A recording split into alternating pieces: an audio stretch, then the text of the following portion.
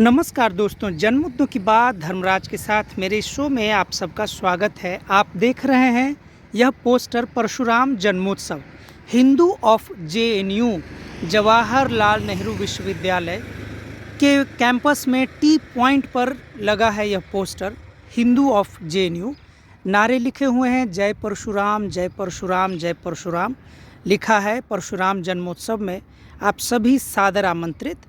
जीता हो जिसने शास्त्रार्थ और संग्राम, वे ही हैं विष्णु के अवतार भगवान परशुराम।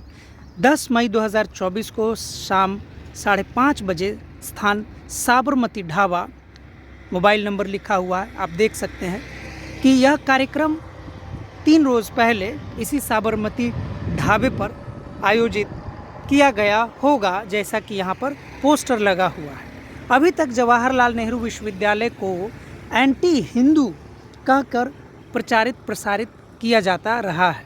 जेएनयू के बारे में यह दुष्प्रचार किया गया मोदी सरकार में कि जवाहरलाल नेहरू विश्वविद्यालय में हिंदुओं पर हमला होता है, यहाँ पर माओवादी प्रशिक्षण दिया जाता है, यहाँ पर मुसलमानों के पक्ष में बातें बोली जाती हैं। लेकिन आप देख सकते हैं कि जवाहरलाल नेहरू विश्वविद्यालय ऐसा जगह है, ऐसा विश्वविद्यालय है जहाँ पर सभी छात्र अपनी स्वेच्छा के अनुसार, अपनी इच्छा के अनुसार, अपने वैचारिक मत के अनुसार अपना कार्यक्रम करते हैं। हालांकि इस पोस्टर के बाद से यह भी कहा जा सकता है कि जवाहरलाल नेहरू विश्वविद्यालय जैसे परिसर में भगवाकरण की प्रक्रिया तेज हो गई है, सेफ्रनाइजेशन ऑफ एजुकेशन हो रहा है, शिक्षा का भगवाकरण किया जा रहा है। लेकिन अगर दूसरे प्रकार से अगर आप सोचेंगे तो यह साफ कहा जा सकता है कि चाहे जो भी हो, जवाहरलाल नेहरू विश्वविद्यालय के छात्र, यहाँ के प्रोफेसर, यहाँ के जो प्रशासक रहे हैं अभी तक, कम से कम मोदी सरकार के पहले तक जितने भी लोग रहे हैं, उन्होंने कम से कम स्वतंत्र विचारों पर डिबेट विमर्श की वकालत की है। उन्होंने वकालत की है कि विश्वविद्यालय ऐसी जगह होती है जहाँ पर सभी विचारों पर मंथन होता है, कोई किसी को खारिज नहीं कर सकता है।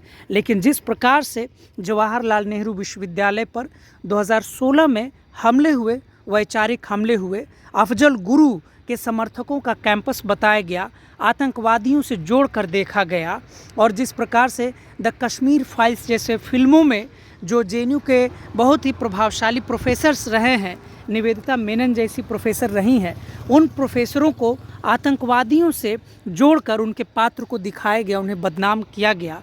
इससे साफ पता चलता है यह पोस्टर ऐसे सारे अनर्गल आरोपों का खंडन करती है। हालांकि यह भी एक प्रकार से, जिस प्रकार से यह नई परिपाटी जेएनयू जैसे विश्वविद्यालय में जो शुरू हो रही है, इस प्रकार के कार्यक्रम, जन्मोत्सव जो शुरू किया जा रहा है, यह भी बहुत आशाजनक नहीं कहा जा सकता है।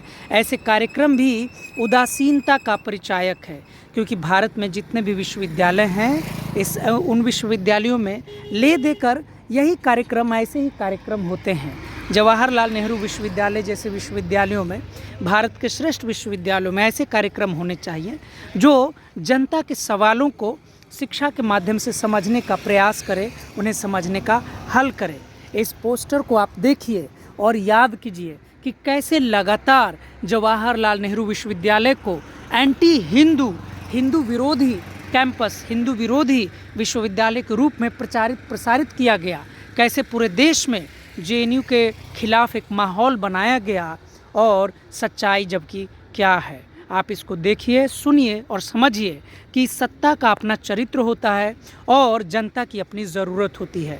सत्ता के चरित्र और जनता की ज़रूरत के बीच में संघर्ष आज से नहीं, हमेशा से चलता रहता है। जवाहरलाल नेहरू विश्वविद्यालय ऐसे ही संघर्षों को करना सिखाती है और अपने करिकुलम में छात्रों को बताती है कि स्वतंत्र रूप से अपने विचार वो रखें। जवाहरलाल नेहरू विश्वविद्यालय ऐसी ही स्वतंत्रता की अभिव्यक्ति की वकालत करती है, जिसे भाजपा सरकार में लगातार बदनाम किया जाता रहा है। अगर आपको मेरे शोज़ अच्छे लगते हैं, मेरी रिपोर्टिंग अच्छी लगती है, तो आप मेरे चैनल को लाइक कीजिए, सब्सक्राइब कीजिए और शेयर कीजिए। शुक्रिया, धन्यवाद।